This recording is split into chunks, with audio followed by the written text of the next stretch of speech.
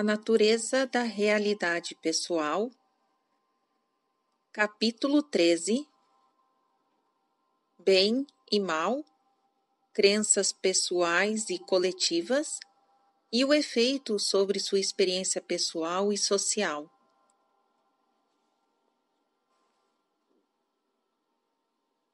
Sete me solicitou que fizesse algumas listas. Então vou descrevê-las para vocês agora. Primeira lista. Título: Estado de graça. Saúde, riqueza, branco, cristão. Segunda lista. Estado destituído de graça. Doença, pobreza, negro, não cristão. Conseguiste-o de uma forma clara? Sim, eu disse. Embora não tenha conseguido ordenar na mesma sequência, da mesma forma impecável que ficou a primeira. Senti-me estranhamente confuso, dado que não estava seguro do que Sete pretendia com isso. Sete disse: Isso não representa um cabeçalho ou lista, é um diagrama. Agora, um novo diagrama, outro do mesmo gênero. Terceira lista: estado de graça. Indiano ou oriental, pobreza orgulhosa, pele bronzeada, enorme compreensão mística, compreensão cósmica. Quarta lista: estado destituído de graça. Americano, riquezas embaraçosas, pele branca, insensibilidade, pobreza espiritual, falta de integridade. Agora uma outra categoria. Quinta lista. Estado de graça. Juventude, compreensão intuitiva, conhecimento, beleza, capacidade intelectual, vigor físico, a revelação de um futuro. Sexta lista. Estado destituído de graça. Velhice, rigidez e ignorância mental e espiritual. Ignorância, fealdade, desintegração da capacidade mental. Perda do vigor físico. O fechar-se de todas as portas para com a atividade. Agora, o cabeçalho do título. Bem e mal, crenças pessoais e de massa, mais o efeito que tem na vossa experiência pessoal e social. Está bem? Já está. Joseph respondeu. Agora é 22h34. Eu perguntei a Jane se alguma coisa já tinha incomodado uma vez que a casa não se encontrava propriamente sossegada esta noite. Ela respondeu que não, que estava bem, que o seu transe tinha sido suficientemente profundo. Era suposto, entretanto, ela dispor dos diagramas, mas tinham sido difíceis de fazer. Ela debruçou-se sobre eles comigo, a ver como os tinha disposto na página. De notar que o que Sete teria dado a lista completa por debaixo de um cabeçalho, para depois traçar os contrários correspondentes. Mas não era tarefa tão fácil, diria eu, considerando o número de questões envolvidas aqui. Retomamos às 23h03. Ditado. Bom, eu esbocei algumas ideias contrárias sustentadas por muitos, que envolvem conceitos de bem e de mal aplicados em áreas a que não dizem respeito. As designações tomarão certos contrastes visualmente nítidos.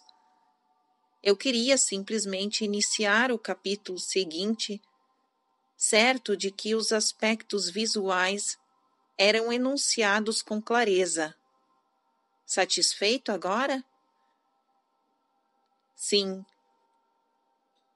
Vou, pois, dispensar-vos o resto da noite, já que estamos a sair-nos tão bem, e vamos abordar algumas crenças não consideradas de caráter social. Desejo-vos uma boa noite. Outras são as questões que estão em curso no caso de Roburt, o que representa uma razão adicional para a brevidade da sessão. Obrigado, Sete. Boa noite. 23h05 da noite. O Sete foi-se antes que eu terminasse de escrever, depois de se referir ao que Jane e eu estávamos a fazer por conta própria. A esta altura, a Jane disse que estava cansada. Sessão 650, dia 22 de março de 1973, 21h50 da noite, quinta-feira. A sessão começou tarde devido a termos estado a experimentar uma aparelhagem de gravação estéril de alta qualidade para trabalharmos com o Sumari. Agindo por impulso, enquanto nos encontrávamos na loja, comprei um daqueles relógios que nos indica não só o tempo do dia, como o dia do mês também. Por uma razão qualquer, achei esta última característica bastante divertida. Boa noite. Boa noite, Sete. Fico encantado por agora conseguires saber em que dia do mês se encontrarás de forma automática. Sorrindo, Joseph responde: Eu também, creio que bem. Irão utilizar a vossa outra engenhoca com frequência, assim como por formas que poderão nem suspeitar agora. Ditado. Os simples diagramas representam meramente alguns dos sistemas de crenças gerais do ponto de vista dos valores morais. As ideias que fazem de bem e de mal afetam não só o comportamento que tem com os outros, como a atividade que tem numa comunidade, assim como no mundo em geral. Muitos acreditam, para usar o primeiro diagrama, que seja bom e moralmente superior ser cristão, branco, rico e gozar de perfeita saúde. Bom, embora não apareça no diagrama o termo masculino, pode igualmente ser acrescentado à lista dos atributos preferenciais. A realidade é, pois, encarada a partir deste sistema de crenças. Se as sustentarem, sentirão que estas características lhes sejam conferidas por Deus, de acordo com o fervor com que acaletam tais ideias, descobrirão que os enclausuraram por definirem os conceitos que têm do bem de uma forma bastante limitada. Aqueles que sustentam tais crenças são muitas vezes religiosos em termos convencionais. Nações enfatizam crenças que tais enviam missionários a converter os pagãos e, por conseguinte, inferiores. Aqueles que sentirem em conformidade hão de sentir-se bastante incomodados quando se misturam com os outros de uma raça, credo ou cor diferente E a despeito de eles próprios poderem ser argumentativamente conservadores no lidar, por exemplo, com problemas de natureza comunitária, hão de considerar a pobreza como um sinal de desagrado de Deus e assim sentir-se-ão inclinados a deixar a questão por completo nas suas mãos. Poderão falar com aparente compaixão dos apuros dos outros e ainda assim considerar tempo todo que a dificuldade deles resulte simplesmente da inferioridade, da desigualdade. Eles poderão pertencer a uma qualquer faixa etária e poderão descender de qualquer meio econômico. Agora, se acontecer que vocês sejam protestantes, homens, brancos, americanos, ricos e saudáveis, pelo menos no âmbito de vossas crenças, poderão olhar para vocês próprios com os olhos limpos, terão uma fundação efetiva e segura, mas, pelo menos por ora, enquadrar-se-ão nela. Notarás que acrescentei protestante, assim como americano, ao nosso sistema de valores. Se, contudo, defenderem esse sistema de valores e ficarem aquém, ou seja, se de algum modo não se enquadrarem, então até mesmo dentro deste sistema se verão em apuros. 22:50. Alguns dos componentes acham-se mais saturados que outros. Um católico ou um judeu que possua tais crenças encontrar-se-á, obviamente, em certas medidas, fora de contexto, e sentir-se-á culpado se medir por eles. Um negro que aceite o mesmo sistema vai se ver com efeito em dificuldades. Se acontecer que seja negro e pobre ao mesmo tempo, vai se ver duplamente em risco. Nesse gráfico, a doença, a pobreza, a feminilidade, até certo ponto conceitos não cristãos, é uma herança racial não caucasiana. São todos considerados errados de um ou de outro modo. Bom, qualquer intrusão daqui da parte de outras crenças será considerada uma ameaça. Tanto os problemas raciais quanto a disseção religiosa serão racionalizados do ponto de vista dessa crença. Alguns dos meus leitores poderão considerar-se bastante esclarecidos se acreditarem, por exemplo, na reencarnação como uma série de vidas consecutivas. Contudo, poderão subsequentemente utilizar esse conceito para justificar a crença que tenham na inferioridade das outras raças.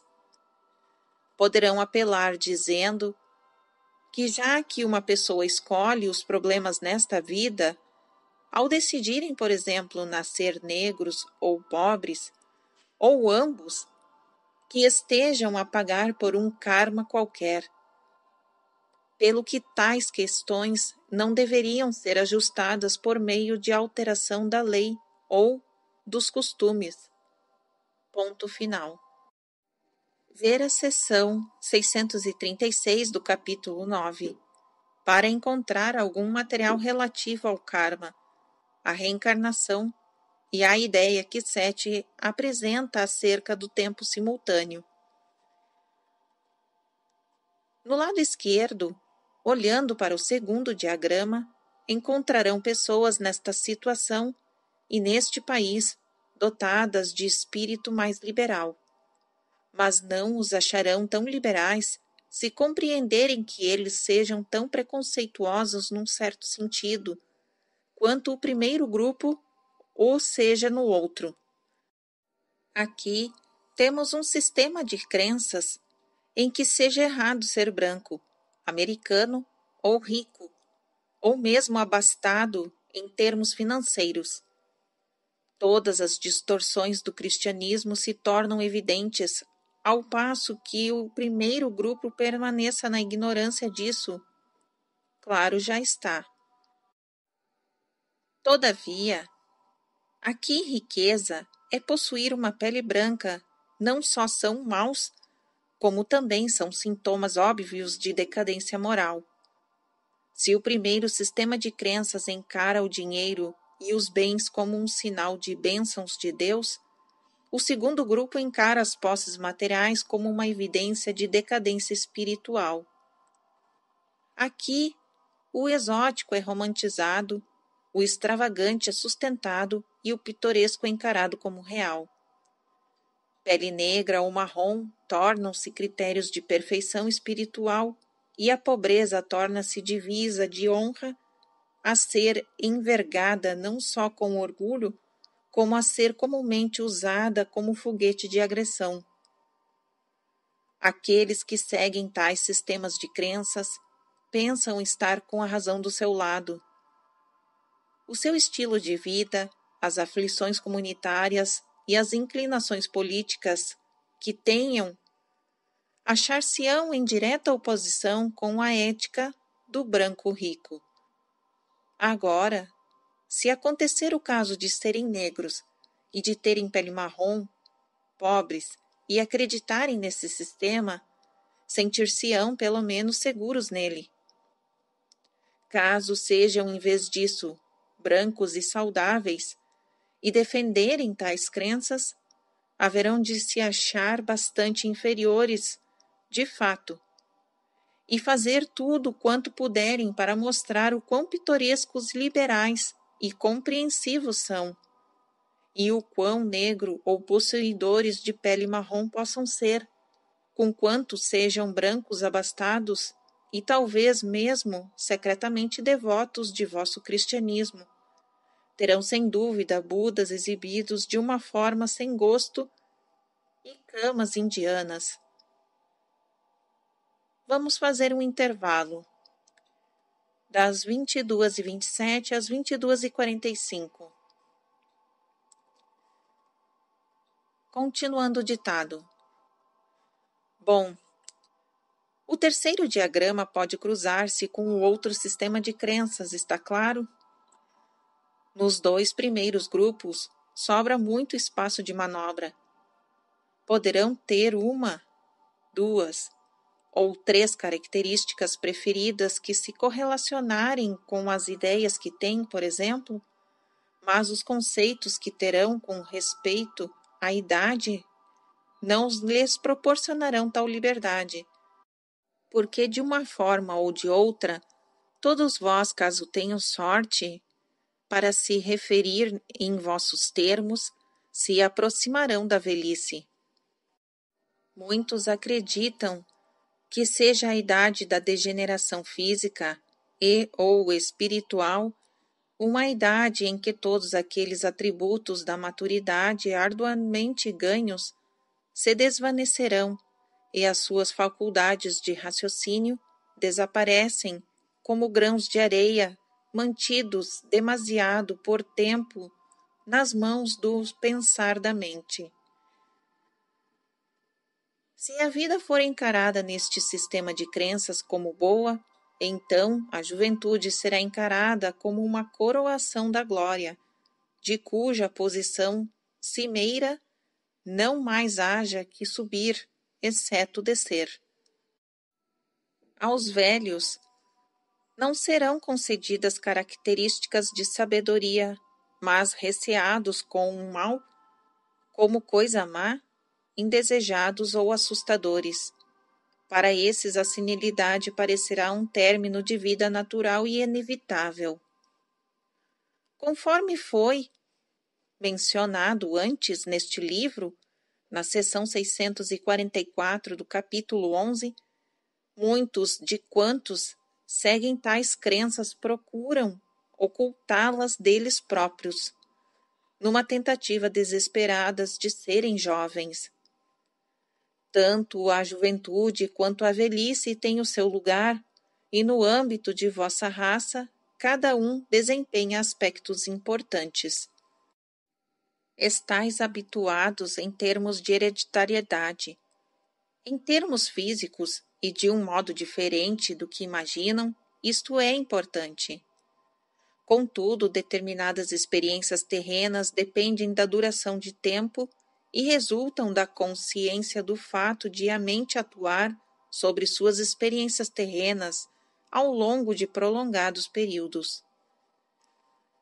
Há funções específicas que são levadas a operar de uma forma bastante natural e que são escassamente percebidas por vossos cientistas e muito menos compreendidas. À medida que a mente, dentro do corpo, percebe claramente que seu tempo terreno está a chegar a um término, tem lugar uma aceleração mental e uma aceleração psíquica. Essas acelerações, por múltiplas formas, assemelham-se às experiências adolescentes em meio a imensos surtos de atividade criativa, com a resultante formação de interrogações e preparo para um tipo completamente novo de crescimento da personalidade e da realização. A Jane falou de uma maneira enfática, acompanhada de crescente gesticulação. Isso torna-se bastante evidente, não fora por causa dos vossos sistemas de crenças atuais, mas por intermédio dos quais os velhos são forçados a interpretar a sua experiência. Muitos exemplos da expansão da consciência e de crescimento mental e psíquico são interpretados por vós como senilidade. Nenhumas correlações importantes foram estabelecidas entre as experiências subjetivas dos velhos, em particular em condições de senilidade, com aquelas que envolvem outras faixas etárias, e a expansão da consciência, quer natural, quer induzida por drogas. Qualquer destas sensações será de imediato reprimida pelo velho, por receio que seja diagnosticada como senilidade. No entanto, as experiências afetam o hemisfério direito do cérebro, e de uma forma que liberta capacidades um tanto o mesmo, de modo que num adolescente. Quando a esta altura chegar, o indivíduo começa a ver além da vida temporal e começa a se abrir para dimensões da percepção que, em vossos termos, não se permitiria enquanto se achava envolvido no intenso foco físico de vida de um adulto normal. Infelizmente, a personalidade não usa qualquer sistema de crenças como regra para lhe suportar tal expansão. Ambas as terapias naturais, tanto físicas quanto mentais, são negadas. Muitas vezes, utiliza-se drogas como antidepressivos, turvando a claridade do que poderá parecer uma visão distorcida. Esse é um dos aspectos mais criativos e valorosos das vossas vidas. Mas, em vez disso, os velhos são levados a sentir-se inúteis na vossa sociedade. Mas, muitas vezes, fica claro que eles partilham deste juízo de valor e a experiência por que passam nas vossas comunidades não os terá de forma nenhuma preparado para enfrentar a experiência subjetiva. Não tem mestres que o oriente. A idade da velhice constitui uma parte altamente criativa do viver. As ligações existentes entre ela e a infância são muitas vezes feitas de uma forma depreciativa, mas a personalidade acha-se num estado igualmente criativo. Pode fazer um intervalo. 23:17. A Jane, que se encontrara imersa num transe bastante aprofundado e ativo, estivera de tal modo focada no material que não tinha tido consciência de mais nada. Caramba! Disse ela. Senti que Seth estava a entrar em algum tipo de material mesmo bom. Em todo um novo sistema de geriatria. Senti-me mesmo no seio desse tipo de sensações. Os animais já conhecem tudo isso inconscientemente, mas é tão estranho e engraçado entrar em coisas que se aprendem com a idade avançada. Continuou ela surpreendida. A nossa sociedade nem sequer suspeita de nada disso. Sinto-me muito entusiasmada com respeito a isso. Tanto a Jane como eu tínhamos tido algum preparo para a informação, pelo menos ao nível emocional. Meu pai morrera em fevereiro de 1971, após ter passado 3 anos num lar sob diagnóstico de senilidade. Grande parte do tempo, o qual estivera sujeito a grau variado de sedação. A luz do material desta noite não conseguia evitar pensar que ele perdera parte de sua herança natural, quer ele tenha decidido por esse curso por si próprio, ou lhe tenha sido imposto, ou ambos também. 7. Viria a dizer que o meu pai escolhera todas as circunstâncias da sua vida e que uma tal privação na velhice constituía um resultado provável que se materializara em termos físicos. Mas, conquanto concordasse, eu ainda desejava que ainda pudesse ter sido de outro modo. Só uma nota relativa ao material dispensado às 23 horas. Nota: o cérebro consiste em dos hemisférios independentes enroscados, posicionados lado a lado e unidos por uma base comum. Geralmente, um hemisfério é dominante. Cada um deles é composto por áreas ou lóbulos que compõem cada um dos lados. Contudo, não há 2 cérebros iguais. A esta altura, descobriria que só tinha ficado com um cigarro. Bom, disse numa tentativa de elevar o moral. Assim vai ser uma sessão curta. Resumo às 23h35. Ditado. De certa forma, a experiência psicodélica não é passível de ser explicada no âmbito dos quadros limitados da referência que tem, não porque tais iluminações se situem para além da explicação, mas por os vossos atuais sistemas de crença serem demasiados limitados. Por isso, seja em que idade for, um episódio de revelação torna-se difícil de relacionar com outros.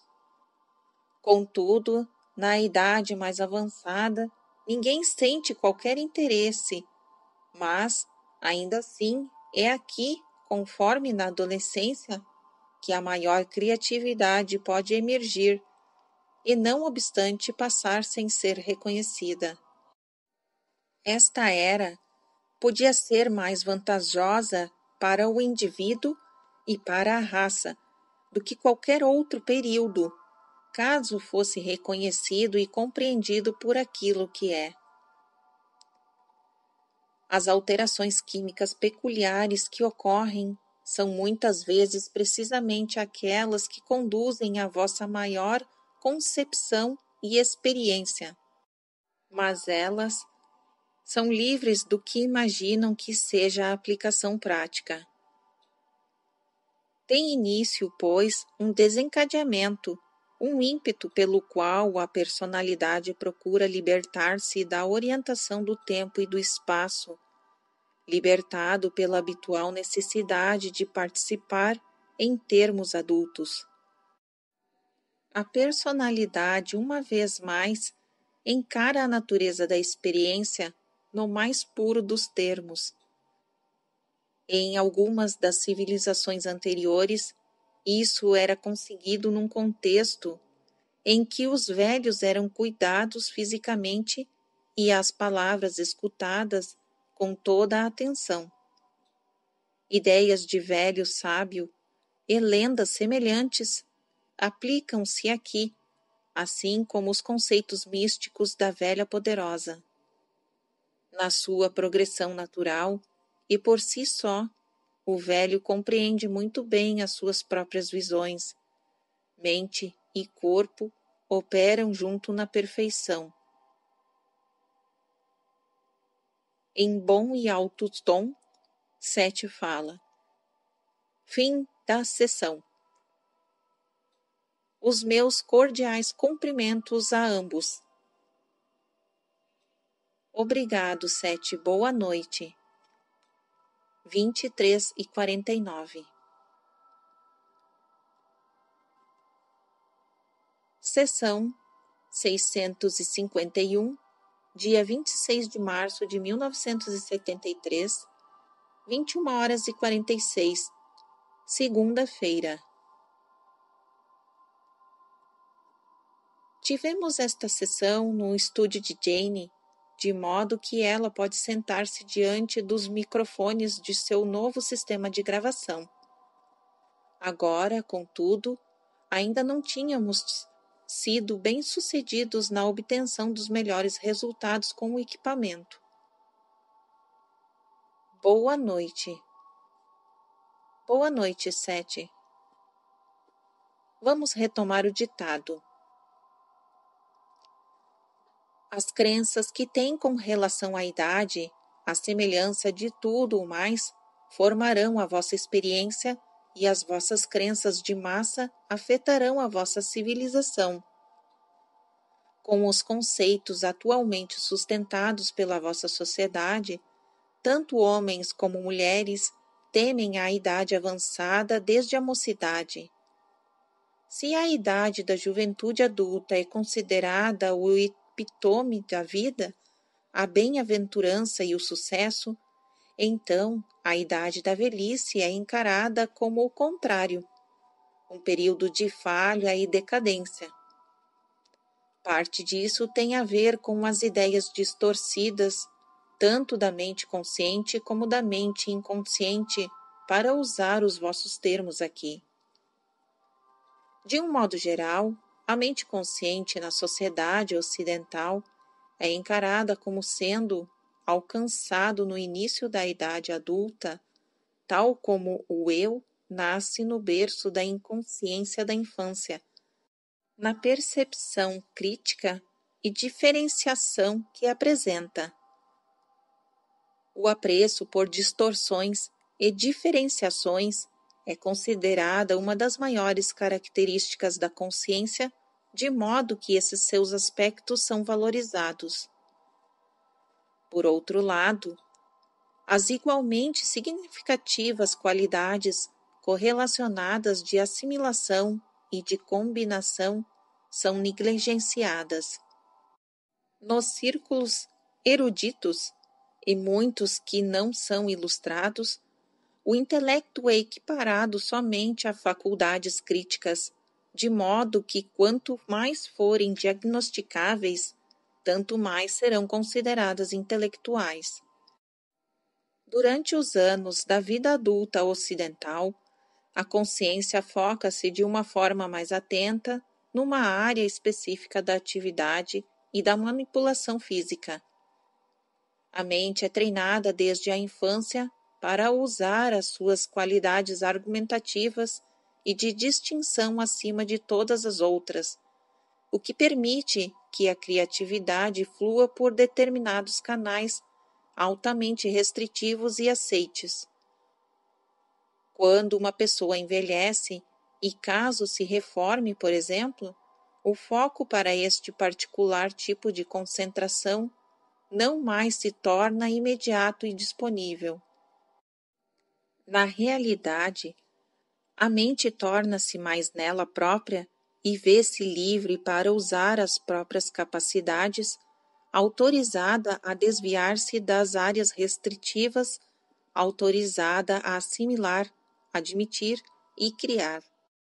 Contudo, precisamente por esta altura, é orientada no sentido de se acautelar de qualquer extravio desses e a considerar esse tipo de comportamento como sintoma de deterioração.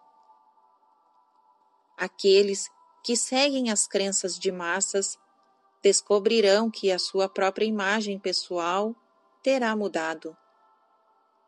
Eles temem que a própria idade ou existência no tempo os tenham traído. Veem-se como sobras, vagos vestígios de melhores versões de si próprios, e no próprio sistema do juízo de valores que defendem, condenam-se pelo fato da contínua existência que têm no tempo. Se alguma vez o tiverem conseguido, não mais confiam na sua integridade corporal. Começam a encenar o drama num roteiro redigido por outros, ao qual, entretanto, terão aquecido por completo. Poderá parecer que não exista ligação alguma entre essa situação e as crenças que defendem que envolvem a cor, mas ainda assim, ambas acham-se intimamente ligadas. Vou deixar que façam um intervalo e escutem a vossa gravação. 22h05. Voltamos a reproduzir a gravação e de seguida procedemos a alguns ajustamentos na configuração da nossa gravação. Retomamos às 22h23. Bom, vocês equipararam a cor branca, a consciência resplendorosa, ao bem e à mocidade, e a cor negra ao inconsciente, à idade da velhice e à morte. Num sistema de valores como este, as raças negras são temidas, tal como basicamente os velhos são temidos. Os negros são considerados os primitivos. A eles são atribuídas as capacidades musicais, por exemplo, mas durante muito tempo estas foram consideradas atividades clandestinas. Eles deram à luz produções musicais aceitáveis, mas não eram admitidos nas salas de concertos das nações respeitáveis. Na vossa sociedade, pois, a raça negra representou aquilo que imaginam representar as porções caóticas e primitivas, espontâneas, selvagens e inconscientes do ser, o lado inferior do cidadão americano correto. Os negros precisam, pois, por um lado, ser reprimidos, e, no entanto, tratados com indulgência como se trata uma criança. Havia sempre um enorme temor de que os negros, enquanto raça, passassem dos limites. Se lhes dessem um dedo, haveriam de querer a mão toda, simplesmente por causa dos brancos tanto temerem a natureza do eu interno e reconhecer o poder que tão desesperadamente tentavam sufocar no seu próprio íntimo. As nações, à semelhança das pessoas, por vezes, podem ter personalidades cindidas de forma que há toda uma permuta envolvida em que os negros expressam certas tendências pela nação como um todo, enquanto os brancos expressam outras características. Ambos os grupos aqueciam com seus papéis. Em termos mais amplos, evidentemente, cada um deles teria pertencido a outras raças, noutras épocas e locais, ou para ser mais preciso, em existências simultâneas, um encena o papel do outro. Aplicada à velhice, a cor negra denota um retorno àquelas forças inconscientes. Ora bem, até aqui tudo isso é considerado do ponto de vista da crença americana e ocidental, por ser simplesmente a realidade em que muitos dos meus leitores se acham envolvida. Noutros sistemas de crenças clandestinos, contudo, o negro é encarado como símbolo de um imenso conhecimento, poder e resistência. Quando isso é conduzido ao extremo, vocês acabam por ter cultos diabólicos em que os poderes da criatividade e da exuberância, pobremente compreendidos, correm de uma forma distorcida. Os lados inferiores da consciência passam a ser glorificados às custas dos outros valores conscientes e objetivos brancos. No entanto, em ambos esses sistemas é negado ao velho o seu poder único, o vigor e a sabedoria, e assim a civilização vê-se furtada de igual modo, tanto quanto o indivíduo nela inserido. De uma forma divertida, Sete diz: Meu amigo Robert está com sua cerveja. Vou deixar que faça uma breve pausa. 22h37 até 22h48. Tudo isso se acha igualmente ligado às vossas crenças associadas ao estado de sono e da vigília, embora o branco se ache familiarizado com o dia e o negro com a condição do sono. Aqui se vê, uma vez mais, a velha conexão existente entre o Deus da luz e o príncipe das trevas, ou Satã. Tudo distinções atribuídas a diversos níveis do desenvolvimento e que têm a ver com a natureza da origem da presente consciência. Ao longo das eras, uma vez mais, filosofias clandestinas tentaram combinar ambos os conceitos, geralmente indo de um extremo ao outro, ao combaterem as ideias atuais em termos históricos. Em algumas dessas filosofias, a luz do dia é vista como pálida, por exemplo, em comparação com o verdadeiro brilho do conhecimento que ilumina o estado do sonhar. E o negro constitui o símbolo do conhecimento secreto, que não pode ser conhecido com a consciência normal, ou sequer escrutinado à luz do dia. Aqui encontramos as histórias dos feiticeiros ligados à magia negra. Além disso, uma vez mais entra em consideração o fator da idade, de modo que as lendas do velho sábio ou da mulher sábia surgem no folclore. A morte é encarada em termos de juízo de valor, de bem e de mal, de branco e de negro. Uma aniquilação da consciência é percebida como negra e a sua ressurreição é percebida como branca. A luz da iluminação espiritual é experimentada em termos de cor branca, não obstante muitas vezes parecer delinear as trevas da alma ou brilhar na escuridão da noite.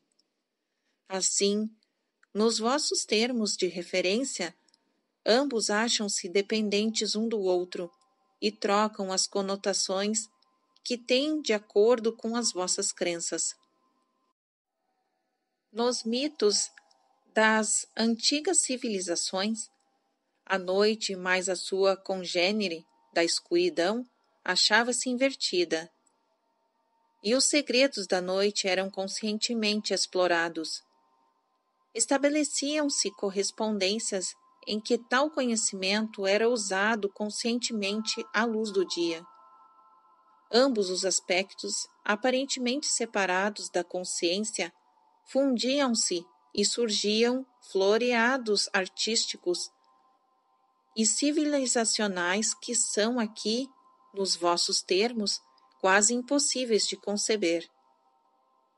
Em tais civilizações, a todas as raças eram concedidas o seu lugar jovial e todas as faixas etárias eram respeitadas pelas respectivas contribuições que davam. Em tais sociedades, os restritos juízos de valor aqui tratados neste capítulo não se aplicavam. As pessoas ou raças não tinham que adaptar nenhum papel específico, nem representar determinadas porções das características da humanidade, por a cada um ser permitido ser único, com tudo quanto isto se implique. E isso não quer dizer que a humanidade tenha caído deste estado de graça no que poderá parecer ser uma condição mais baixa. Quer dizer, sim, que optaram por diversificar funções e habilidades, isolando-as, por assim dizer, para poderem aprender e compreender e mesmo desenvolver suas naturezas peculiares. Há maneiras de assimilarem as vossas naturezas interiores. Os vossos valores contrastantes de luz e escuridão, bom e mal, juventude e velhice, e de usarem de tais critérios para enriquecimento de vossa própria experiência de uma forma mais prática. Se procederem assim, realçarão a vossa própria experiência e não só a vossa sociedade como o mundo em geral. Também reconhecerão o estado de graça em que precisam existir. Examinaremos alguns destes meios. Agora, podes fazer o teu intervalo enquanto Robert verifica ali o mecanismo dele. 20:13:1 até 20:13:29. Precisam fazer uma tentativa de relacionar aspectos aparentemente diversos da experiência, combinar ideias de luz e escuridão, consciência e inconsciência, etc. Não só na experiência privada, como na experiência de massa.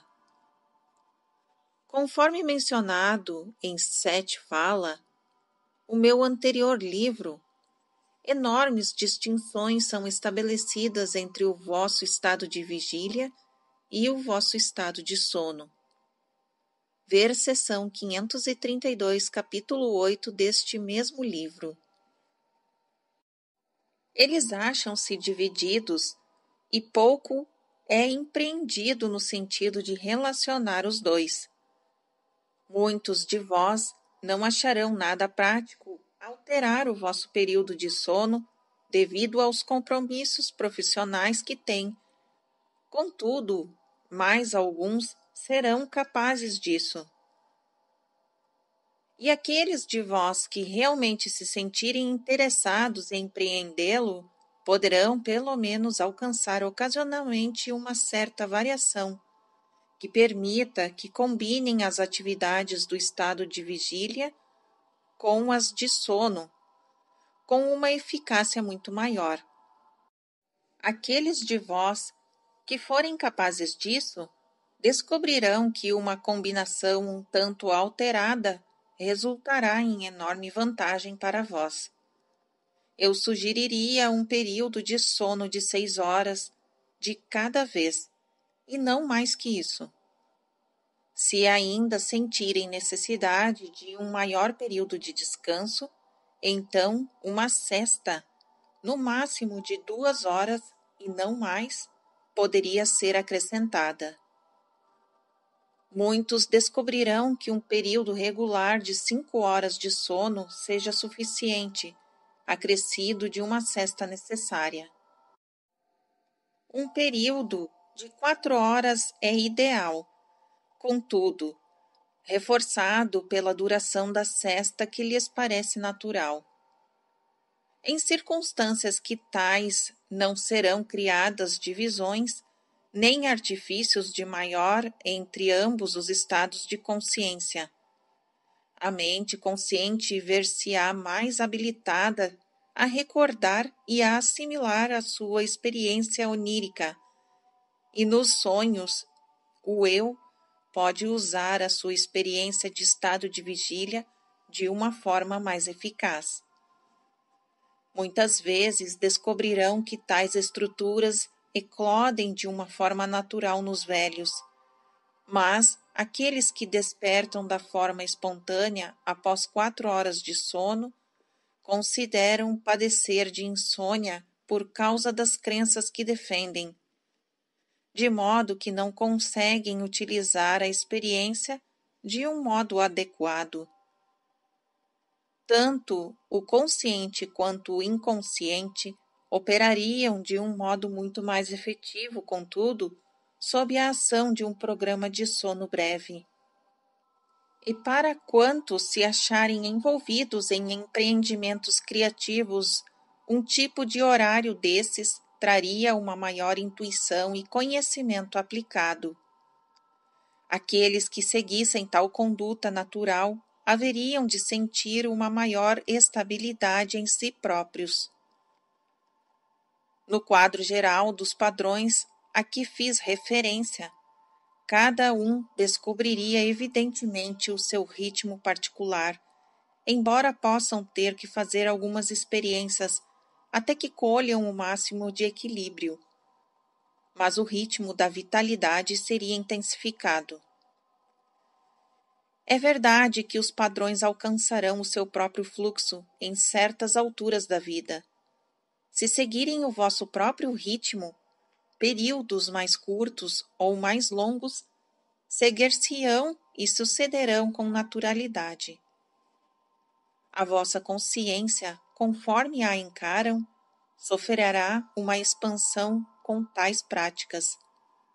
De um modo geral, períodos prolongados de 8 horas ou mais não são benéficos, nem tampouco, em termos mais amplos, são eles naturais para a raça. 23 e 37. Gera-se uma permuta em termos de reação química, ou melhor, reações químicas rítmicas, que são muito mais eficazes nos períodos de sono de curta duração. Muitos de vós dormem durante períodos que deveriam ser os da vossa maior criatividade e agilidade, em que o consciente e o inconsciente se acham mais lindamente focados e em harmonia. A mente consciente é frequentemente dopada com o sono, justamente quando deveria auferir dos maiores benefícios da parte inconsciente e ser capaz de se firmar de forma mais significativa na realidade que conheceis. Em exemplos desses, a beleza e o esplendor do vosso estado de sonhar pode tornar-se claro na mente consciente e ser usado no enriquecimento da vossa vida material. Contrastes na vossa experiência aparecer-lhe-ão na sua clareza de união. Ora bem, de forma cordial, isto representa o fim do ditado, assim como da nossa sessão, a menos que queiras fazer alguma pergunta. Bem, nenhuma que consiga pensar de imediato. Na verdade, encontrava-me bastante fatigado. Então, desejo-lhes uma boa noite e deixo a sugestão de que ambos tentem pôr em prática algumas das ideias que aqui estendemos aos demais. Poderão sair bastante surpreendidos. Está certo. Os meus sinceros votos de felicidades a ambos e ao vosso aparelho. Obrigado, Sete. Boa noite. Termino às 23h43. Jane tinha dissociado na perfeição, mas conseguiu ouvir o gravador desligar-se sozinho, uns 10 minutos antes, embora não tenha percebido nenhum dos outros ruídos externos. Nós geralmente dormimos 6 horas por noite, período em que suplementamos com uma sesta de meia hora à tarde. Com bastante frequência, a Jane também interrompe o seu sono ao acordar de forma espontânea e levantar-se por 1 hora ou isso. Seção 652, dia 28 de março de 1973, 21h13, quarta-feira. Boa noite. Boa noite, Sete. Bom ditado. Uma tal mudança nos vossos padrões de sono e de vigília ajuda-los-ia lindamente ao cortar nos modos habituais com que olham a natureza do vosso próprio mundo pessoal e, assim, alterar a concepção que fazem da realidade em geral. Até certo ponto, dar-se uma função natural e espontânea daquilo que pensarão ser a atividade consciente e inconsciente. Isso, por si só, traz-lhes uma maior compreensão da permuta que se dá entre o ego e as outras porções do eu. Por outro lado, as áreas de conduta habitual que possam ter sido antes percebidas como opacas, sombrias ou obscuras, ou, por exemplo, o comportamento pessoal característico que não fosse compreendido, poderão de repente tornar-se bastante claros em resultado desta transformação, em que os aspectos sombrios do inconsciente são percebidos como radiantes. São transpostas barreiras e junto com elas certas crenças que se baseavam nelas. Se o inconsciente deixar de ser temido, então as raças que o simbolizariam tampouco continuarão a ser receadas. Há muitos outros tipos de compreensão espontânea e natural, que também poderão resultar dos ritmos de sono e de vigília que sugeri. O inconsciente, o negro e a morte acham-se carregados de uma conotação negativa em que o eu interno é receado. O estado de sonhar é alvo de desconfiança e muitas vezes sugere ideias tanto de morte como o mal. Mas hábitos do estado de vigília alterados poderão mais uma vez produzir uma transformação em que tornará óbvio que o sono comporta uma grande sabedoria e criatividade, que o inconsciente é efetivamente bastante consciente e que, de fato, a noção individual de identidade pode ser retida no estado do sonhar. Receio da autoaniquilação simbolicamente representada pela ideia da morte não mais se poderá aplicar como antes. Em resultado, outras crenças pessoais fortalecidas, que dependiam da existência de tais contrários, também são espontaneamente rompidas. 21h30. Eu vi uma enorme formiga negra, alada, a rastejar pelas costas da cadeira de balanço da Jane, próximo à cabeça, que logo se encontrava no pescoço dela. Ela deu um salto em meio à sessão, sacudindo-a de forma intuitiva, como se algo que não poderia ter visto. Aturdida, voltou a sentar-se na cadeira. Qualquer inseto serve para o caso, disse por fim. Após responder por breves instantes, Ela acendeu um cigarro e voltou a entrar em transe. Anotaste-o? Perguntou Seth. E Joseph responde. Eu li a frase em voz alta.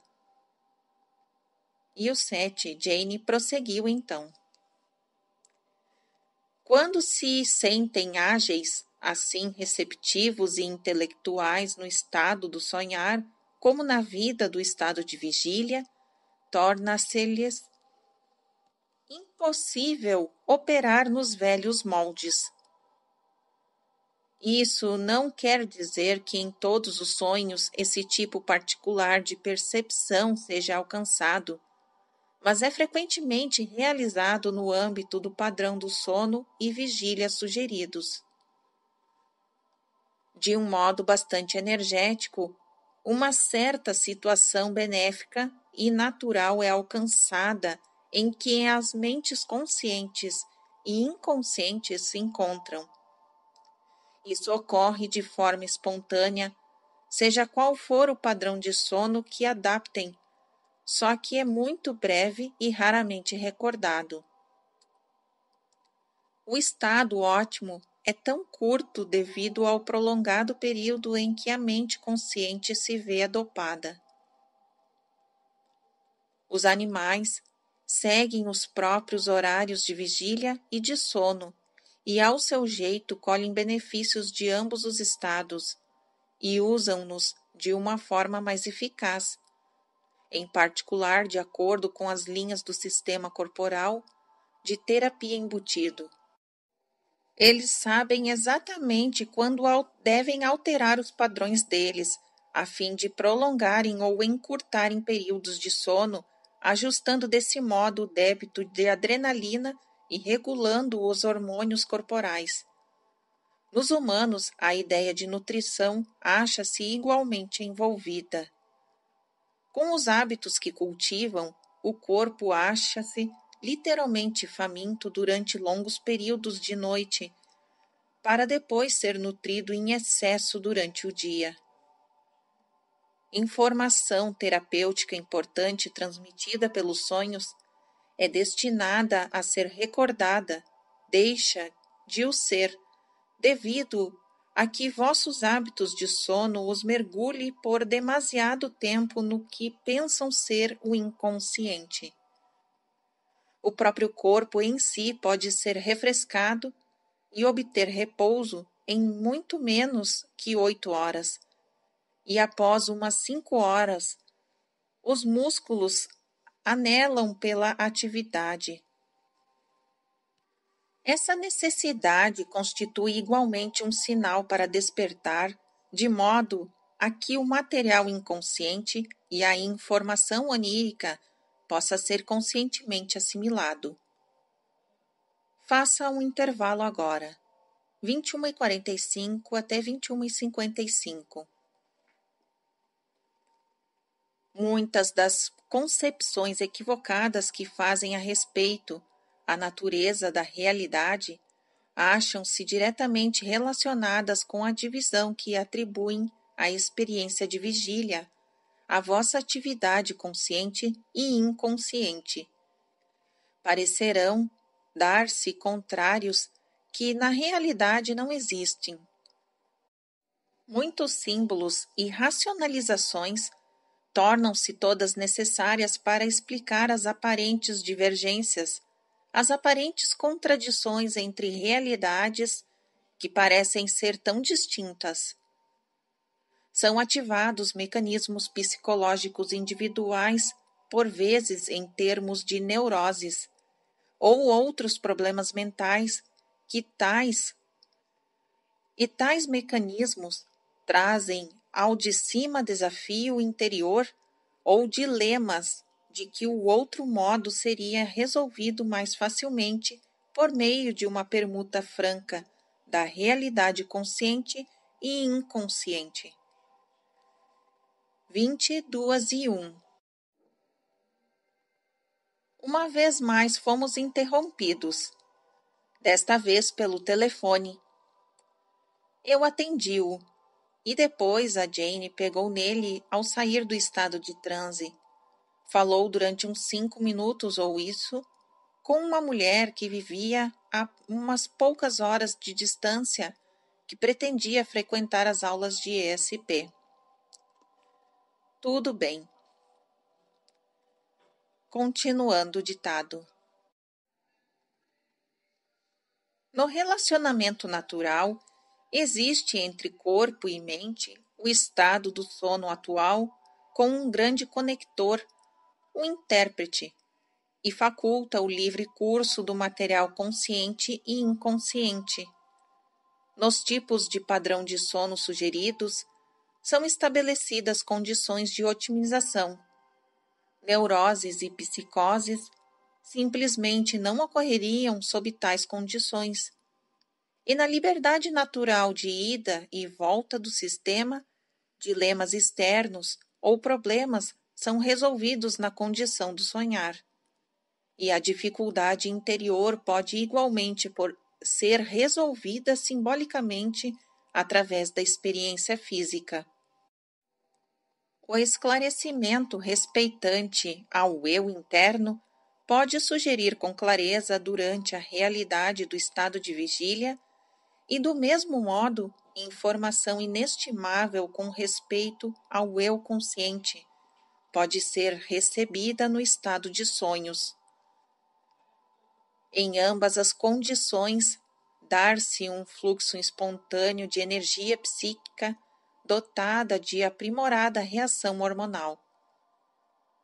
Vocês não têm energia barrada por meio de repressão, por exemplo, e as emoções e as suas expressões não são receadas.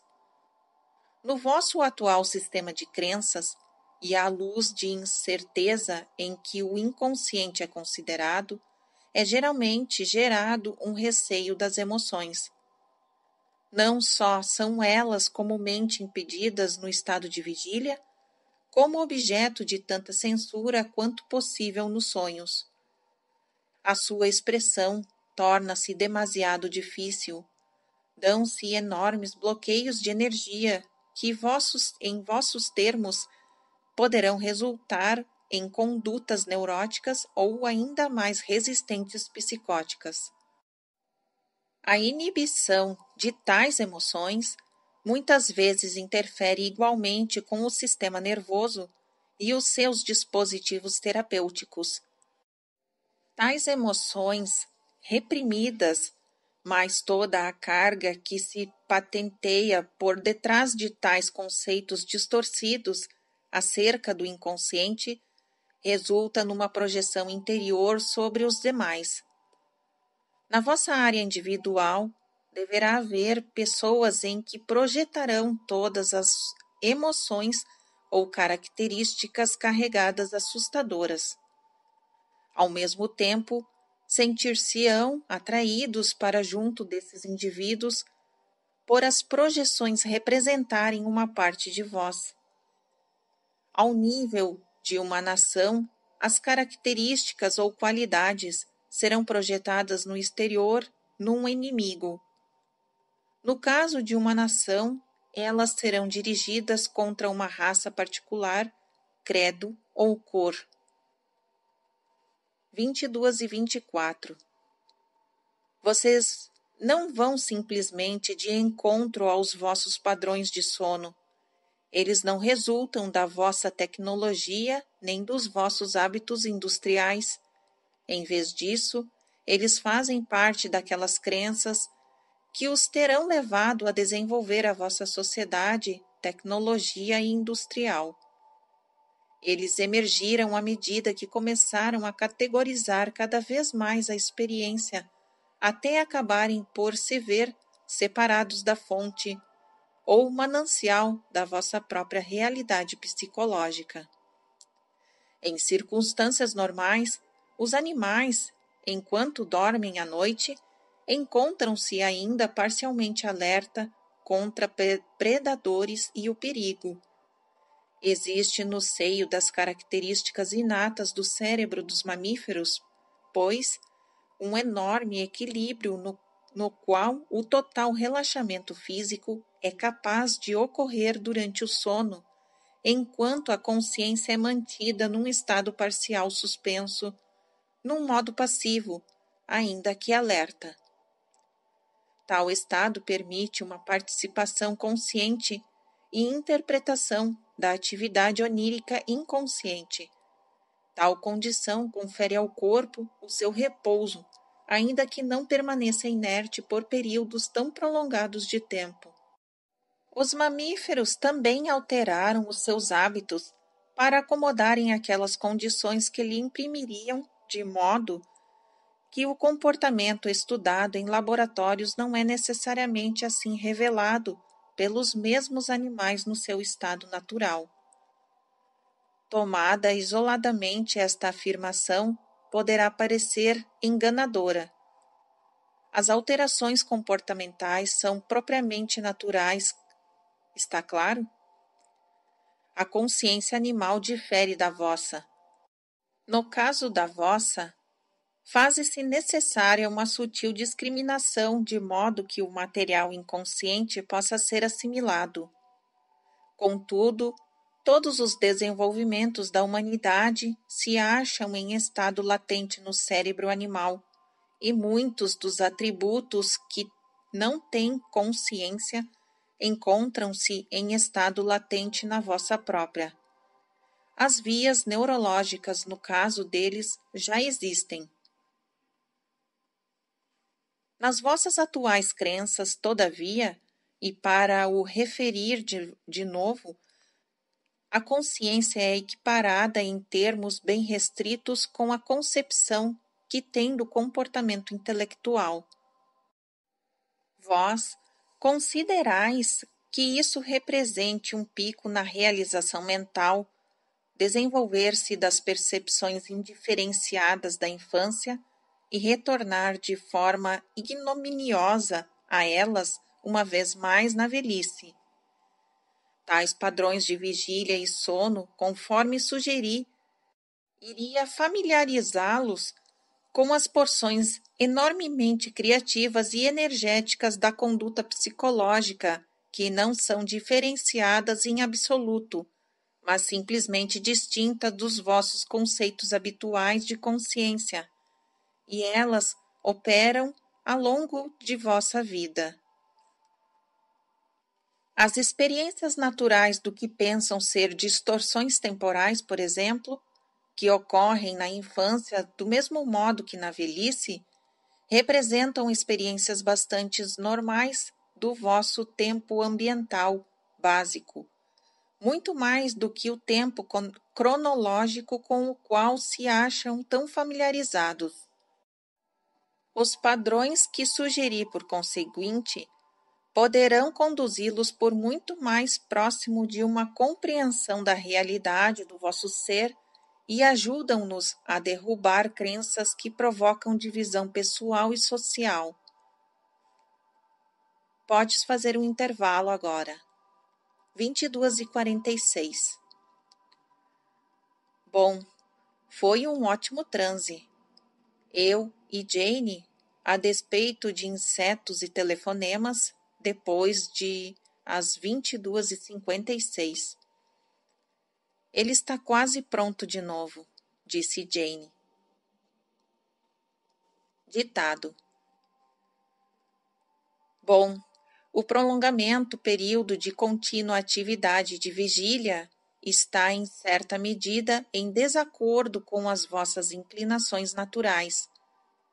Ele furta-os ao intercâmbio espontâneo que se dá entre o material consciente e inconsciente, mencionado anteriormente nesta sessão, e por si só percebem ser necessárias determinadas alterações que, por sua vez, tornam o período de sono prolongado necessário. Ao corpo é negado os repousos frequentes que ele requer. O estímulo consciente é aplicado em demasia, tornando a assimilação difícil e imprimindo tensão na relação existente entre a mente e o corpo. A divisão entre ambos esses aspectos da experiência começa a assumir as características de um comportamento completamente diverso. O inconsciente torna-se cada vez mais estranho para a consciência. As crenças edificadas com respeito a ele e o simbolismo envolvido são exagerados. O desconhecido parece ser ameaçador e degenerar. A cor negra assume uma tendência mais robusta na associação que tem com o mal, algo a ser evitado. O auto-aniquilação parece ser uma ameaça sempre presente no estado de sonho ou de vigília. Ao mesmo tempo, todos aqueles surtos emocionais extravagantes, criativos e espontâneos que emergem naturalmente do inconsciente tornam-se temidos e projetados no exterior, pois nos inimigos, nas outras raças e credos. A conduta sexual evidentemente será considerada depravada por aqueles mais receosos das suas próprias naturezas sensuais. Atribuí-las a fontes primitivas ou perversas ou inconscientes e tentarão censurar mesmo os sonhos que tenham a esse respeito. De seguida, projetarão a maior lenciosidade naqueles grupos que elegem como representantes do próprio comportamento reprimido. Se equipararem o sexo ao mal, o outro grupo será evidentemente considerado perverso. Caso os membros de tal grupo acreditarem que a mocidade seja inocente, então negarão que a experiência sexual tenha algum cabimento na infância e alterarão as próprias recordações de modo a enquadrarem as crenças que têm. Caso um jovem adulto acredite que o sexo seja coisa boa, mas a velhice seja uma coisa má, então ela achará impossível considerar a sexualidade exuberante como uma porção da experiência de uma pessoa mais velha. No estado de sonhos, e a criança e o velho ou velha poderão existir em simultâneo e o indivíduo obtém uma percepção clara de toda a gama inerente à condição de criatura. 23:12 A sabedoria da criança e da idade da velhice acham-se ambas ao dispor. Lições da parte da experiência futura acham-se igualmente disponíveis. Elas constituem mecanismos bastante naturais, corporais, que proporcionam uma tal interação. Todavia, vós negais a vós próprios muitas destas vantagens por meio da alienação artificial que estabeleceram por intermédio dos vossos atuais padrões de sono e vigília, com os quais, uma vez mais, as ideias que fazem de bem e de mal se acham intimamente ligadas. Aqueles de vós que não conseguem proceder a nenhuma alteração prática nos hábitos de sono podem ainda obter algum benefício alterando as crenças que têm nas áreas abordadas e aprenderem a recordar de vossos sonhos e repousarem por breves instantes sempre que puderem e imediatamente a seguir registrarem as impressões que retiveram. Precisam abrir mão de toda a ideia que tenham quanto à natureza insalubre da atividade inconsciente. Precisam aprender a acreditar na benevolência de vosso ser. Caso contrário, não explorarão esses outros estados de vossa própria realidade. Quando confiam em vocês, então confiarão nas interpretações que fizerem de vossos próprios sonhos. E eles irão guiá-los a uma maior compreensão de vós próprios. As vossas crenças de bem e de mal também irão se tornar muito mais claras para vós, e deixarão de precisar projetar tendências reprimidas nos outros de uma forma exagerada. Fim do ditado e fim da sessão. Obrigado. Os meus cordiais cumprimentos a ambos. Faz com que Roburt discuta as notas. Está bem. Boa noite, Sete. Término às 23h24. Sete referia-se a alguns escritos que a Jane fez hoje no seu projeto teórico de longo alcance, intitulado Psicologia dos Aspectos. Veja a introdução que fez a este livro e termine as notas da seção 618 no capítulo 6. Seção 653, dia 4 de abril de 1973, 21h23, quarta-feira. Recebemos uma visita no final de semana da parte de Robert Moore e da sua esposa, Nancy. Eles vieram numa quinta, no centro da Virgínia. Bob Moore é autor de Viagens Fora do Corpo, Garden City, New York, escrito em 1971. O livro que a Jane e eu achamos ser o trabalho estreia acerca do assunto. Por entre diversas coisas, ele pretendia contar a Jane com respeito ao complexo de pesquisa chamado de Mentronic Institute, ou Sistema, que ele está a construir na sua quinta. Ele virá a ser usado por um punhado de tipos no estudo das várias fases da atividade psíquica. Esses tipos deverão ser doutores, parapsicólogos, psiquiatras e membros de outras disciplinas científicas. Sete sugeriu domingo à noite, dia 1º de abril, numa longa conversa que tivemos com os Moores, como foi combinado, reunir-nos de novo na noite de segunda-feira.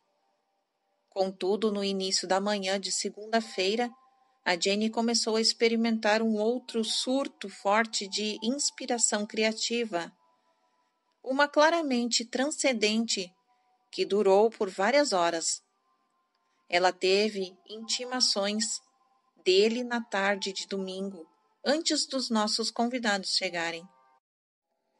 Descrevo aqui o fenômeno e incluo longos enxertos do relatório escrito que ela fez, para mostrar as outras atividades psíquicas pelas quais ela passa enquanto este livro é produzido.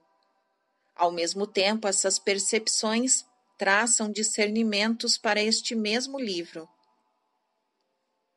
Jane descreveu um estado alterado de consciência porque passou enquanto o livro se achava em progresso na segunda-feira. Claro, e depois, na manhã seguinte, anotou uma descrição tão completa disso quanto conseguiu.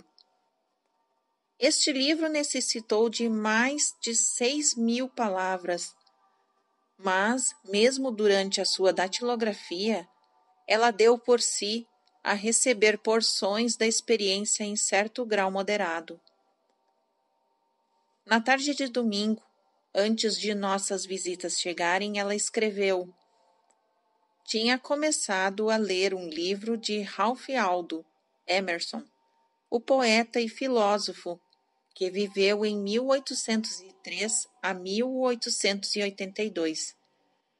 Deparei-me com um ensaio dele, O Poeta, em que ele falava dos oradores. como sendo aqueles que utilizavam as capacidades que tinham para exprimirem os segredos íntimos da natureza. O ensaio impressionou-me de tal modo que pareceu fazer eco a elementos da minha própria escrita e características psíquicas. E, claro, pensei nos oradores de Sete, conforme ele descrevera no capítulo 20 de Sete Fala. De acordo com Sete, Emerson também era um orador. Depois Bob Moore e sua esposa chegaram e tivemos uma noite cheia. Sete também surgiu, etc. Quando me sentei à minha escrivaninha na manhã seguinte, dia 2 de abril, senti-me subitamente repleta com a mais forte e vívida inspiração que julgo alguma vez ter tido. Fui arrastada por ela durante todo o dia, escrevendo de forma febril, agitada, mas ainda assim exultante. O resultado foi um poema intitulado Diálogo dos Oradores, que tanto como pode não ter continuidade na forma de livro. Foi assim que o livro, que tinha terminado antes, em março, Diálogos da Alma e do Eu Mortal no Tempo, começara. Ao chegar ao final do longo poema, a meio da tarde, tive cada vez mais dificuldade em descrever os sentimentos que me assaltaram e datilografá-los mesmo. Eis aqui os 2 últimos versos. Os oradores viverão mesmo? As suas vidas massivas abarcam as nossas, e por intermédio das pupilas dos seus olhos, olhamos para o universo. Mas tudo quanto conhecemos ou vemos não passa de detalhe num esquema tão avassalador que, ao redigi-lo agora, me torno cada vez mais fraca e clamo porque aquilo que presinto e precipite nas minhas palavras, que não conseguem suportar tal evidência interior. Restam-me lacunas tão enormes que o que ficar por dizer é tudo, e aí o que não consigo conter é o que sou e o que tu és. As minhas ideias são tão débeis quanto as minhas mãos, em concha, para captar tão significados. Mas as nossas vidas assemelham-se às marcas das minhas impressões digitais. Assim somos nós, enviados por outros, parentes massivos numa família tão vasta, contudo, na qual cada membro se deleita. Fim do verso. À medida que me debati ao longo delas, o meu estado subjetivo mudou, e tal ponto que chamei o Rob de novo. Comecei a pressentir as vindas massivas dos oradores e percebi que tinha ido além do poema. A inspiração dirigia agora a percepção que tinha de tal modo que, ao olhar ao redor, o mundo era alterado. Quando isto me sucede, este estado que pensamos ser próprio da vida subjetiva torna-se real e objetivo e passa então a ser encarado da mesma maneira que a nossa vida física. Isto é um processo que nunca chega a ser finalizado, mas a transformação da informação interior é exteriorizado, é esplêndida, embora por vezes pareça experiência inquietante. Da minha escrivaninha situada no meu estúdio, encarei as janelas da nossa pequena cozinha. Conseguia ver além dos topos das árvores. Vivemos num segundo andar, até o final da rua, no quarteirão seguinte. Não em 3 dimensões, mas de outro modo mais vívido, vi e tive noção de figuras massivas de pé ao redor das extremidades dessa perspectiva física, e ao redor das esquinas do meu mundo. Tinha os olhos abertos, claro. Com a minha visão interior, senti que uma dessas formas vigorosas e incrivelmente massiva poderia curvar-se e, com a sua face gigantesca, espreitar pela janela da minha cozinha. Embora também estivesse ciente de que tudo isso não passava de interpretação que fazia do que estava a receber. Ao mesmo tempo, e em contraste à percepção, a percepção que eu tinha da minha sala sofreu uma transformação. Tudo quanto nela se encontrava, embora mantivesse as suas próprias dimensões, tornou-se microscópico, tipo um modelo de um mundo de criança, mas um que era real e vivo, com os meus quartos dentro de uma das inumeráveis casas de brinquedo. Eu estava exultante, no entanto inquieta. Tentei acompanhar o que estava a acontecer, contudo ainda retinha como que uma certa distância, de modo a não me perder por completo na experiência. Rob sugeriu que eu tirasse uma sesta, já que os Moores só chegariam dentro de 1 hora ou isso. Enquanto tentava adormecer, uma de entre várias ideias ocorreu-me que deixou-me literalmente chocada. Nós nos encontramos em Deus. Jamais nós chegamos a externalizar. Essas palavras de pouco servem para externalizar os sentimentos emocionais e subjetivos da participação nessa ideia. Porque subitamente senti como se me encontrasse em Deus, como que de regresso ao lar. Tudo quanto imaginávamos e conhecemos tem um lugar dentro, não existe exterior. Senti claustrofobia por um bocado. A minha percepção visual foi de novo alterada de uma forma estranhamente mais serena, de modo que tudo quanto via constituía um lado interno, que se situasse dentro de si mesmo, até o infinito. Senti-me como uma anã, mas quase de imediato surgiu a estranha sensação de uma fantástica segurança e percebi que estar dentro de Deus, nós éramos literalmente feitos de matéria divina e éramos, portanto, eternos. A seguir sobreveio a sensação de que tal qualidade interior era de tal modo inconcebível que dentro dela se achava todo o espaço em contínua expansão. Somente um interior poderia possuir essas características de constante expansão. Cada uma destas ideias chegou-me com uma revelação emotiva, acompanhada por várias sensações corporais e alterações da percepção visual.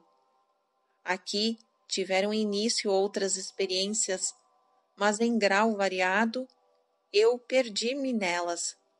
Uma envolvia o meu corpo a tornar-se maciço, não como se fosse imponente, mas a própria qualidade da imponência. Para todos os fins, eu era imponente, ali prostrada. Expandi-me de certo modo e subi alto. De seguida, a Jane experimentou uma série de acontecimentos que envolveram várias facetas do conceito da imponência. Conquanto elas fossem perfeitamente reais, em termos físicos, na ideia dela, também ficou ciente de representar interpretações simbólicas de realidade interior. Pensamos que a memória celular, que Seth descreve também, tenha estado envolvida. Aquilo que tive consciência a seguir foi que estava de novo na cama, mas imponente, de novo, e por um instante assustada. A minha mão esquerda por cima de mim, sobre o travesseiro, tinha se tornado numa garra de águia. Eu tinha os olhos fechados, mas no que se dizia a respeito à sensação física, era isso que era. Sentia aquele poder fantástico na mão. Ela tentava agarrar como uma garra de águia o faria, e senti o mais estranho tipo de armadura. A estranho, contudo, resistente e elástica garra, em vez disso de carne, nos próprios termos. A seguir, os meus ombros e toda a parte superior traseira começou a tornar-se numa águia enorme, com as asas a bater. O poder que afluiu e as sensações estranhas eram espantosas. Num processo impossível de descrever, uma outra mudança tomou lugar. Desta vez eu era um dinossauro. Quer dizer, eu era um. Apoiava-me em duas pernas e fazia ruídos guturais e altos, exaltação, ao me encontrar numa planície enorme. Havia uma semelhança entre a águia e o dinossauro na armadura corporal, ou, fosse o que fosse, aquela estranha resistência. Essas foram fases por que eu passei. Ou, pelo menos, que algumas das células do meu corpo recordaram. Mas a eminência era demasiado vívida para minha parte. Rob chamou-me, e de em seguida ele saiu para ir buscar os Moores no hotel. Senti-me eufórica, a um elevado ponto, contudo exausta. Comecei a vestir-me, ainda ciente da sensação, e dei-me a achar no interior de Deus. Os pássaros começaram a cantar lá fora, e eu detive-me paralisada. Os pássaros eram os deuses a cantar. Não se tratava da sensação simbólica nem artística. Isso era um fato subitamente conhecido. A incrível doçura do seu canto seguiu-me enquanto dava por mim a rir. Por agora estar a retocar as minhas unhas. Todo o novo verniz se tinha gasto nas pontas ao tentar datilografar a minha poesia do orador durante o dia todo. E quer no interior de Deus ou não, aqui estava eu, suficientemente capaz de pensar em tais termos mundanos. Ao passar para a sala de estar, eu me preparava para receber meus convidados. Ecos da experiência transcendente de Jane persistiram durante dias. Ela também recordou detalhes que tinha omitido no relatório que fez. Geralmente, as recordações delas eram desencadeadas por acontecimentos comuns de nossas vidas diárias. Aqueles que tiverem interesse poderão verificar as referências patentes nos 2 parágrafos seguintes. Número 1. 7 trata em certa medida com a memória celular na seção 638 do capítulo 10. Ver igualmente seções 632 e 637. Por entre outro material que abrange estados alterados de consciência da parte de Jane, se refere à introdução que ela fez, assim como às notas da seção 639, capítulo 10, e às seções 645 do capítulo 11. Pelo aspecto das coisas, ela virá a ter muitos mais episódios que poderemos acrescentar aos capítulos subsequentes. Ela planeia estudar todas as suas experiências que englobam vários estágios da consciência em seu livro em aspectos psicológicos. Número 2.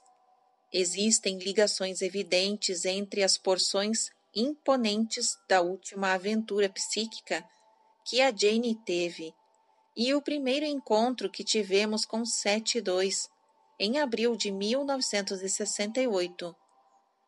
Ela entra nessas experiências com um certo detalhe no capítulo 17 de O Material de Sete.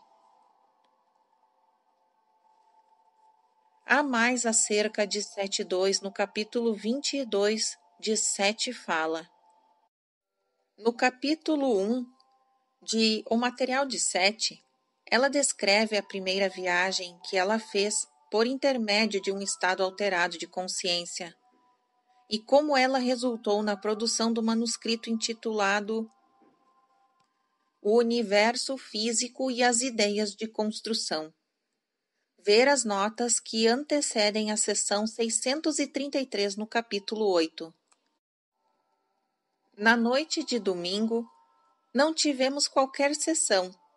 Em vez disso, a Jane usou as próprias capacidades para entrar em sintonia com um diagrama de uma máquina que Bob Moore desenhou, que ele tinha visto numa de suas projeções fora do corpo. Isso suscitou interrogações que envolviam física. O hiato de Fermi, que se prende com o movimento de determinados elétrons, etc. Mas a Jane acabou por desenhar diagramas de sua autoria. Ela gosta de usar as suas capacidades que possui dessa forma. Ela ofereceu as notas que fez e os desenhos a Bob.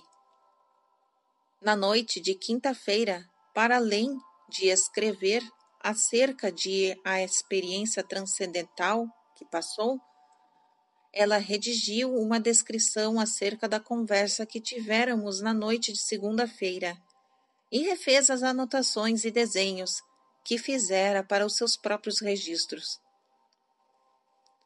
Bom, sinto que Sete está por perto, disse Jane esta noite, às 21h22. Ficarei preparada num minuto. É engraçado, mas enquanto aqui me sento à espera, capto uma enorme sensação de cor e de expectativa.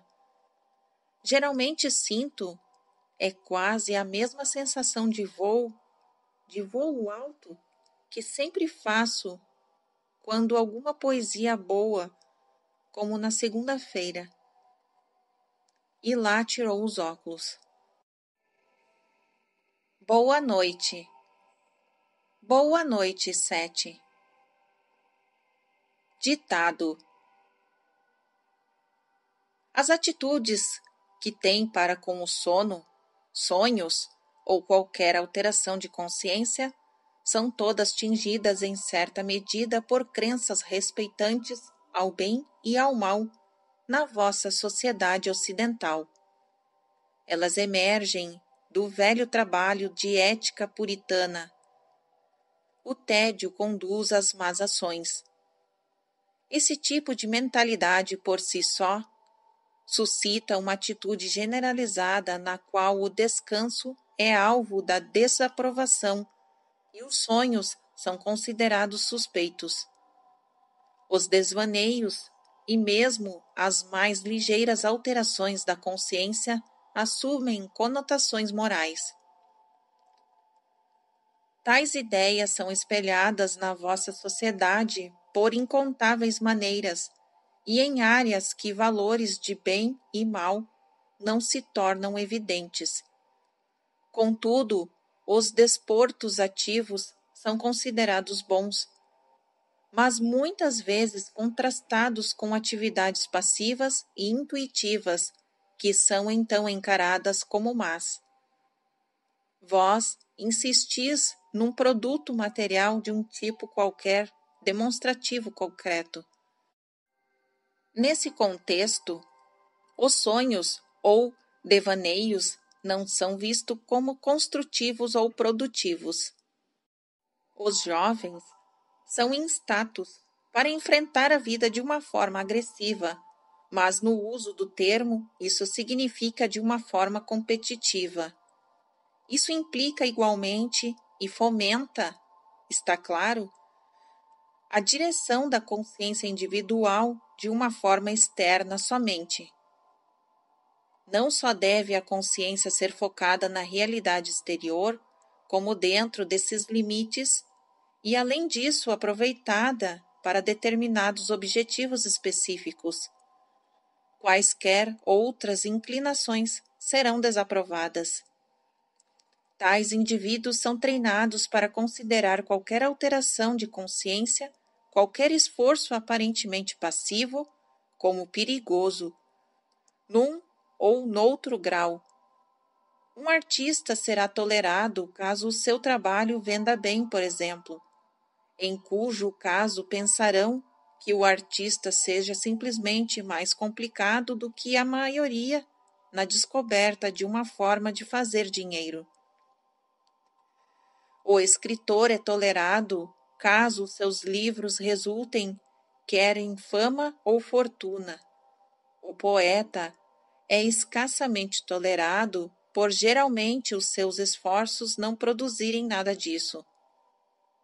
O sonhador, seja qual for a idade que tenha, emprego ou histórico familiar, é considerado altamente suspeito por parecer que nem sequer possua um ofício que lhe desculpe a sua indolência mental. Pessoas com crenças assim acharão difícil compreender a criatividade do seu próprio ser. O trabalho obtido em sonhos, a multiplicidade da experiência aí encontrada permanecerá invisível para eles. Terão pouca consideração ou respeito pelos sonhadores ou visionários do mundo e deverão ser os primeiros a saltar sobre aqueles da sua própria geração que exibam tais tendências. Para tudo isso, todavia, porções internas do ser de cada indivíduo não são tocadas por tais crenças. As ideias irão se refletir certamente na sua experiência diária e parecerão justificadas. Contudo, por baixo, o ser interior acha-se bastante ciente do grande empurrão de criatividade que ocorre em sonhos e percebe que a fonte de energia individual nada tem que ver com tais conceitos superficiais como o da natureza de bem e de mal. Faça um intervalo agora. Por aqui é o fim do capítulo. Fim do capítulo 13.